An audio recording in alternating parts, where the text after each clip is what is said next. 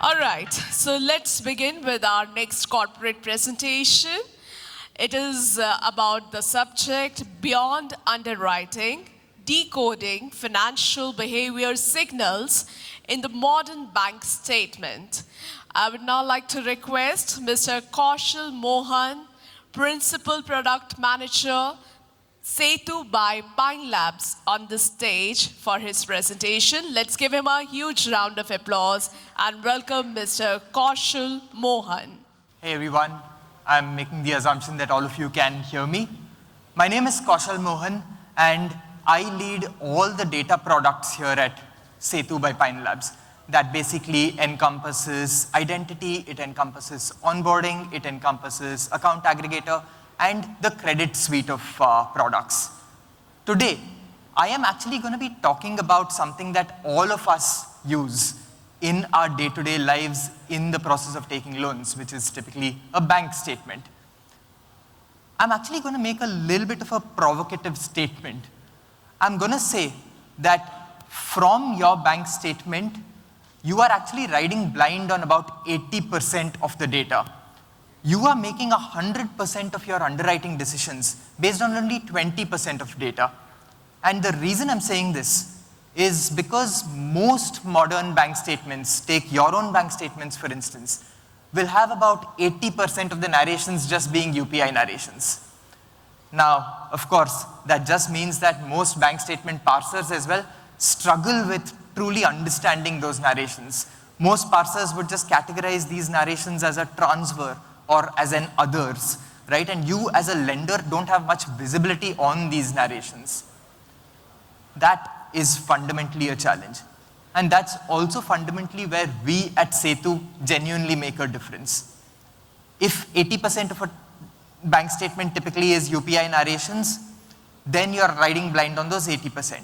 But because Setu, which has been acquired by Pine Labs in 2022, comes with the wealth of payment data as the underlying DNA, we have the ability to categorize all these UPI transactions to the nth degree. I'll give you an example, and the rest of the deck will actually be filled with multiple examples. Look at this narration. You can actually see the bank statement narration, UPI, Ram Shivram Sakunde, and a bunch of gibberish after it, right? What most bank statement analyzers in the market do is they just categorize this as a transfer, or they categorize this as an others. They may be able to tell you that the counterparty is Ram Shivram Sakunde, but not too much more than that. What we at Setu can actually do is we can tell you that this narration was a 99 rupee transaction happening to Ram Shivram Sakunde, who is actually a grocery merchant with the UPI MCC 5411 in Pimpri, Maharashtra. We can go to that level of depth. How do we know it? It is purely because of that entire merchant network that Pine Labs has. That is completely proprietary data to us. What that means is if you go and swipe a card on a Pine POS terminal, or let's say just scan a QR on a Pine POS terminal, or even a physical static QR for instance, that has been issued by Pine, that merchant's data is available with Setu. And therefore, we can categorize all these UPI narrations in the bank statement significantly more accurately than most bank statement analyzers that exist in the market. Now, this is important. It is important for us to be able to do this, and I'll tell you why, right? Basically, if you think about it, a bank statement is actually shared amongst every stage of lending. You look at origination, onboarding, you look at decisioning, you look at underwriting, collections, recovery, cross-sell at a later point. A bank statement gets used in every one of these stages. However, today, it really is only risk or underwriting who uses the bank statement. Not too many other teams are actually using the bank statement to the complete extent that it can be used at. And it is possible for all these other teams to use it as well if you can read UPI narrations better. And I'll show you examples across the course of the next few slides. But let's start with underwriting, because underwriting is home base, because most people are familiar with underwriting. So let's look at what an underwriter actually cares about, right? Which would be income, it would be employment, it would be FOIR, it would be address, it would be a bunch of these things. So all of this that I'm talking about is powered by what we call Signal IQ. It's the underlying engine that powers all of our bank statement analysis itself. It's our underlying insights engine. and I will go through examples for each of these streams now. Let's look at underwriting. Typically underwriting, most bank statement analyzers and many underwriters as well just stop at salary. They think about, hey, where is this person employed? Does this employer have, what category is this employer at? And what is the level to which this specific employer can eventually support any subsequent loans, right? But income is much more than salary. I'll give you 2 examples of salary and I'll give you a few examples of non-salary income as well. Let's start with salary here, right? The first narration that you see on stage, on the screen, is by transfer, NEFT, RBI, something, something, something, right? It really is a lot of gibberish, and when I manually look at this, really I can't make too much sense of it. But then at Setu, again, like I talked about how we have a proprietary merchant database, we also have a proprietary employer database. And again, a lot of that is based on proprietary data that we have collected over a period of time, right? So here with this first narration, we not only tell you that this is a salary, we also tell you it is actually District Educational Officer Hyderabad, right? This is a government salary. It's not just any other salary. It's a government salary, which makes a huge difference to your entire lending workflow because you can underwrite better because this becomes a lower risk candidate. Let's look at the second one, right? Second one, it just says NBIFT, Bundle Technologies Private Limited, third party transfer. Now, this of course is Swiggy. Bundle Technologies Private Limited is Swiggy. What again we do at Setu is we actually have this entire proprietary brand name to registered name mapping of sorts, which can actually categorize a lot of these transactions better to say that, hey, this Bundle Technologies is Swiggy, meaning that this again is a certain category of employer. And that fundamentally means that you can modify your underwriting engine to account for these nuances. There are the way in which we detect salaries, of course, we have employer database, we have pattern matches, this brand name matching that I talked about, and all of that can eventually feed into your underlying risk engine. 2, 3 other examples, right? I talked about how income is not just salary, income is all of these things. So here you take an example of rent. Rent typically can end up, typically is a P2P transaction. A lot of times rent is a P2P UPI transaction, a peer-to-peer UPI transaction, right? And it's quite difficult to actually categorize that, which I think most of you would have faced, because P2P UPI, even for something like a Pine, for instance, you don't have a database of people, you have a database of merchants, right? So how do you even do this? That's basically where our underlying ML engines come in, because we look at periodicity of transfers, we look at amount of transfers, we look at the counterparty, and we just look at that pattern month on month on month to actually say, okay, this specific narration definitely is a 50,000 a month transaction rent going to Surendra, right? Similarly, with respect to dividend. Dividend, it's a 224 rupee example that you see over here, super small example, but from an underwriting perspective, it gives you the signal that this person has that additional income to invest. So it's an important signal for you as well. Lastly, take the example of pension. Pension, again, here you see it's a 630 amount transaction. It's a small transaction.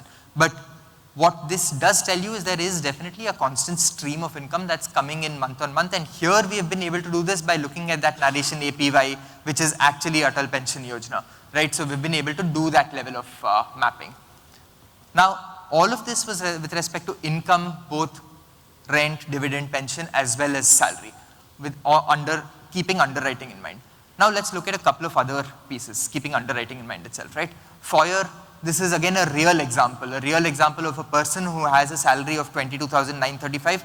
But if I look at the transactions across the bank statement, periodically, month on month on month, I'm actually seeing that these narrations, a loan tap credit, an HDFC credit card, Bajaj Housing Finance loan, a Google Play subscription, all of these things are reoccurring month on month, which means that even though this person is earning 22K monthly, there is an obligation of about 70K, which again feeds into your risk engine, because maybe this is not a person that you would have the confidence to go ahead and lend to.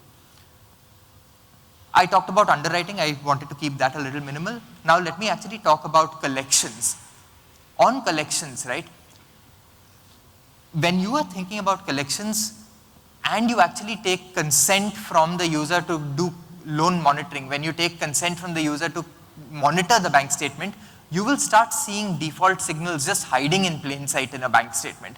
A simple thing could be if a check bounces or if a UPI transaction itself fails because of insufficient funds. Every single one of these just becomes distress signals that your collections teams can actually use to personalize any form of communication back to the customer, right? Minimum balance not met penalty. So these are some real examples that we have been able to see as part of our analysis. Similarly, on collections itself, your underlying engines can also think about, say, any kind of behavioral patterns. You look at what a person is spending on month on month on month on month. And this is again a real example of the same customer, right? This specific customer had this 5,000 rupee life insurance policy that just kept running month on month on month on month. And in a specific month, that life insurance premium did not get paid. It got missed out. But in that same specific month, we were able to see that a Netflix subscription, a Google Play subscription, and some 5 other subscriptions were actually paid out, which ended up adding up to the same sum as your life insurance premium, which really meant that this is a conscious choice that the user has made to actually prioritize, say, a Netflix or a Google Play or a bunch of other subscriptions over and above what you would call typically a responsible financial decision of paying your life insurance premiums. Now, this is value because you can actually customize your communication across to the customers based on these signals that you're seeing. And it's something that your collections teams also can think about, right? One more element of collections is very relevant, and that's with respect to traceability. I'll come to that in a minute. But before I go there, typically what ends up happening in the entire lending life cycle itself is you sell a loan to a person, the person then starts repaying the loan EMI by EMI, and then you try to cross-sell products to that individual, and then at some point you also have a collections team or a recovery team in case there is anything that gets missed. So let's look at the cross-sell piece. Again, this is where reading of your UPI narrations becomes very, very important. Let's take the example of 3 real transactions here, right?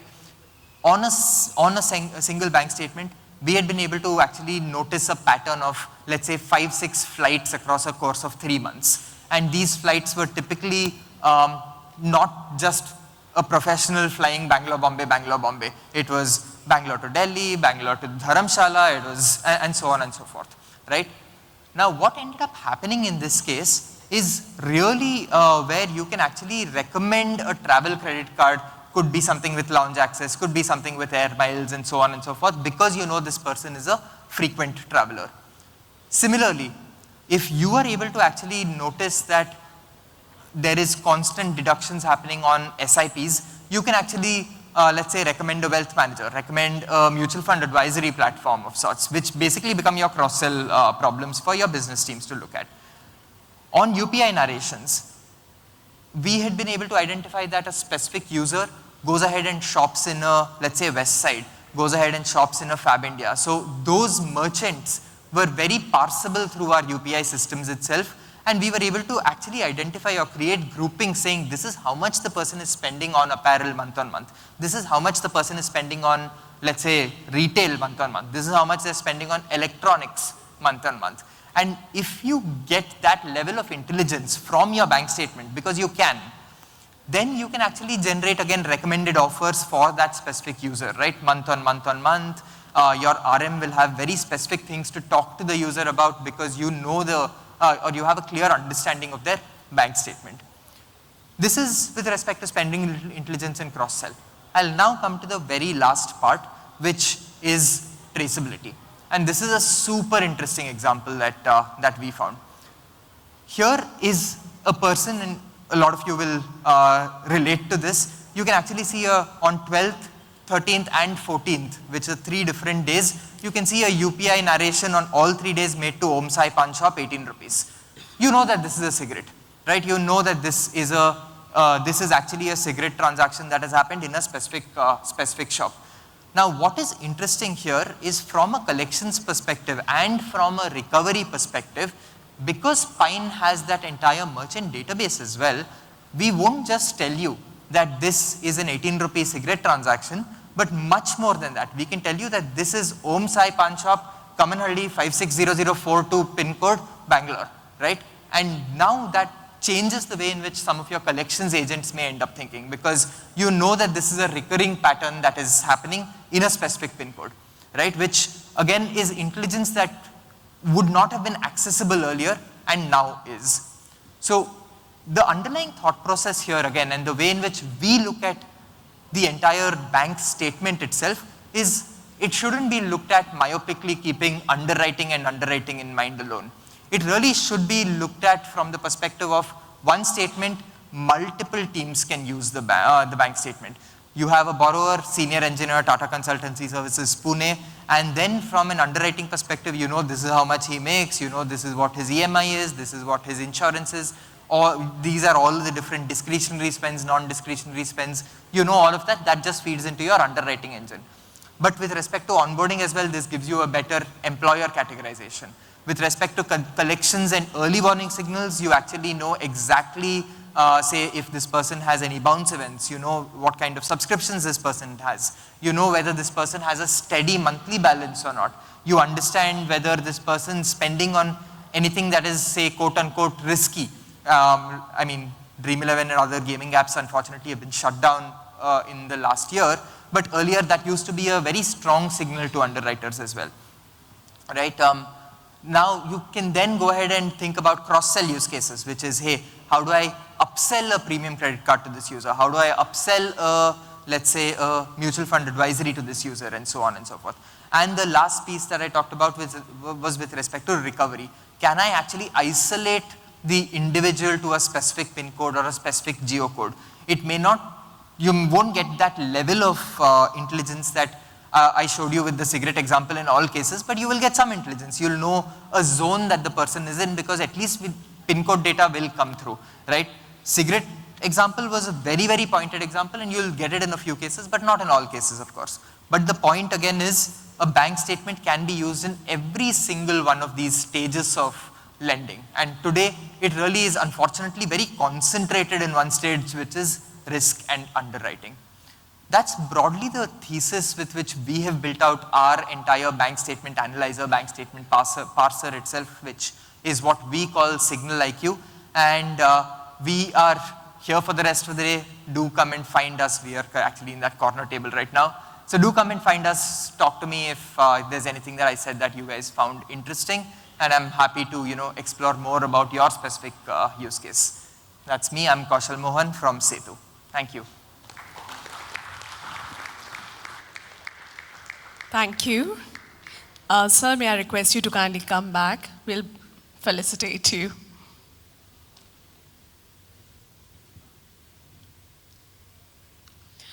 May I now request Mr. Feroz Anam from Credit Access to kindly felicitate Sir. Let's have a big round of applause for Mr. Feroz Anam. He's a Chief Risk Officer from Credit Access Grameen.